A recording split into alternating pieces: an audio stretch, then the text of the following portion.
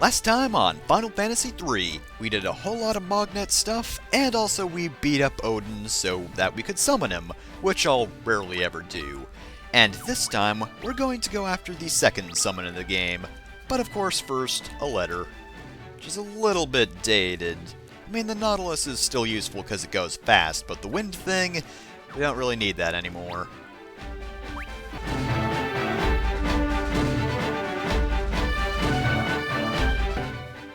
I mean, especially since we don't have any reason to go back to Doga's Manor. Of course, the Nautilus in general is still a pretty useful ship because it goes fast, unlike this giant barge. But we are going to need to take this to the floating continent today, because that's where our next destination is. Remember about the time, I believe it was around Golgan Gulch, in a nearby body of water we saw some sort of shadow swimming around. Well, that's what we're aiming for, and when we eventually reach the floating continent, there we go. Now at this point this shouldn't take any time at all, because there's not really all that much to the floating continent. Plus, it's right about over here, because that was the Tower of Owen, and we should have a tiny mountain to the south. There we go. So, what's that big old thing down there? Well, park your ship right here. You can park your ship anywhere, but you can only land in places where you can walk. So, unlike the Nautilus, you can, like, land on forests and stuff, but not on the lake. You need to be on land, then go into a canoe to do that. So, this is Lake Dohr. I guess a dungeon was swimming around. How does that work? Don't even ask me, I don't know. So, another one of these limestone cave-ish type areas. I mean, I suppose it beats the usual cave, but by this point we've seen this one a few times, and I mean, we already saw Eureka, and that was a really cool dungeon, but now we have a repeat one. There also aren't even that enemies in here. If I'm not mistaken, that guy's a Plansti? Plancti? Whatever it is, it knows glare. Its glare is, you know, I don't actually know.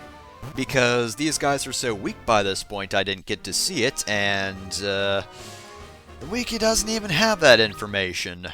Yeah, real helpful. So just know it has a glare. My first guess would be petrification, or maybe sleep. Oh boy! 3 of these guys!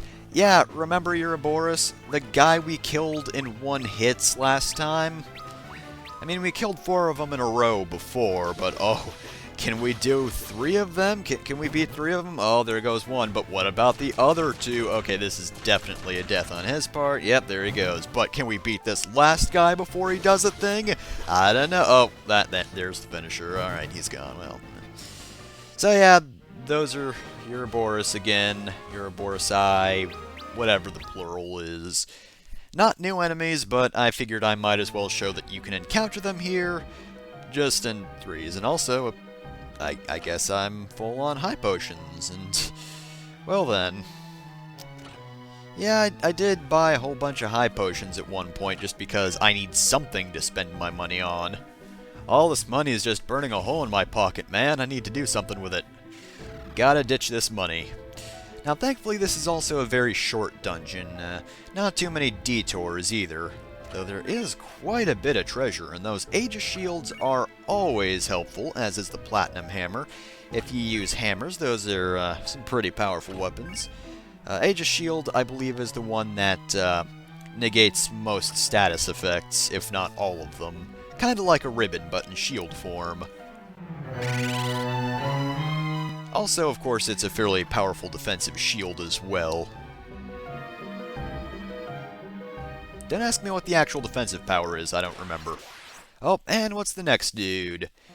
Some very, very angry sea lions. Also, the concept art for this is amazing, because in the concept art, there is some lady riding, like, an actual lionfish. Like it is closer to an actual lion than it is a fish. And for some reason there is just a lady riding it. I don't know why. It is just a mighty steed for some warrior who I guess got dummied out because they couldn't include that. And why would there be a woman down here? I don't know. No one wants to live in this dump. Anyway, nothing special about it. It's just weak to lightning. And that's just about it. Another platinum hammer. I guess you can dual wield those if you so desire. I mean, to be fair, I'd be terrified if somebody came out of nowhere wielding 2 hammers made of frickin' platinum. But then again, these are monsters who have a fair amount of HP, so I don't think they fear much of anything. They just kind of keep on doing what they do. Of course, to be fair, platinum hammers probably aren't anywhere near as good as what we even have at the moment. And none of the enemies run away from me when I'm wielding the Ultima weapon. I mean, Ultima is in the name, and oh, I like that water effect. Gonna post that on Miiverse, gonna say that I like the water effects. Alright, so, we are approaching the boss of the dungeon, and oh, come on! So these weird-looking guys, which just had to interrupt me at last second, these guys are Remoras. They know Blizzara, they're weak to lightning, that's it. That's all there is to them, and they're going to die in one hit to each person. See? One hit. One hit. Both criticals as well. Not this one, though. This is just a normal hit. But it still killed him. Yeah, see? There was absolutely no point to that. So thanks for the interruption, guys. Alright, now we're at the boss. So the boss here, of course, is Leviathan. Have you been power leveling? I sense your light is probably like level 60 by this point. Oh dear. I'm in a lot of trouble, aren't I? Alright, so Leviathan here. 32,000 HP, 85 attack, 36 defense. He knows Blizzaga, Tsunami, Protect, Haste, and for some reason his attacks can petrify you. I don't know why. Oh, yep, there we go. Yeah, the moment their animation stops, you know that they've been petrified. I mean, they're not that animated, but they do move slightly, so if they stop completely, you know they're petrified before they're even petrified, so that's a mild annoyance. Otherwise, Leviathan is really easy by this point, just because he can't do enough damage to really be a threat to me. Though to be fair, Tsunami, like Odin's ultimate attack, is fairly powerful as well, and does actually do a fair bit of damage even at my level.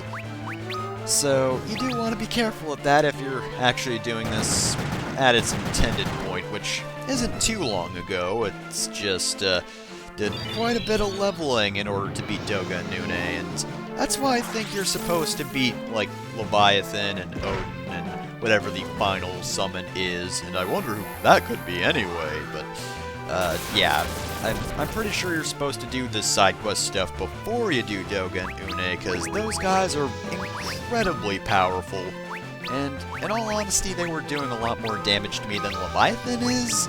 So yeah, even though this stuff is optional, you're kind of supposed to do it just so you have enough levels to actually take them on. On the other hand though, I wanted to go to Eureka before I did this stuff, because I want my ultimate weapons now, dammit.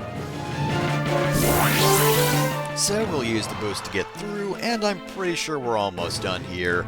I mean, he's using Tsunami, so he must be desperate, right? Ooh, yeah, see? Dante's almost dead. Which, in fairness, that does happen a lot. He does have very low HP, considering he isn't even at 2,000 yet. And that takes care of that. See, told ya, not bad at all. And with that done, if you missed any of the enemies, do stick around in Lake Dohr, because you can't actually access this area once you kill Leviathan. That being said, though, I believe I encountered them all, so if you saw all those enemies, well, congratulations. There's no bestiary to fill out. You can just pat yourself on the back knowing you saw them all. So, that is the Leviath summon. Leviath can use the Demonize spell, which can petrify enemies, and apparently it only has a 5% accuracy, so that's real helpful. He also has Cyclone, which has a power of 133, wind damage of course, great for flyers, and his ultimate attack is of course Tidal Wave, 202 power, and it's water elemental for like the 5 things that are weak to that. But that's it for Leviathan. Next time on Final Fantasy III, we take on the final summoned beast. Or beast that will be summoned. For now he's free. Later though, he won't be.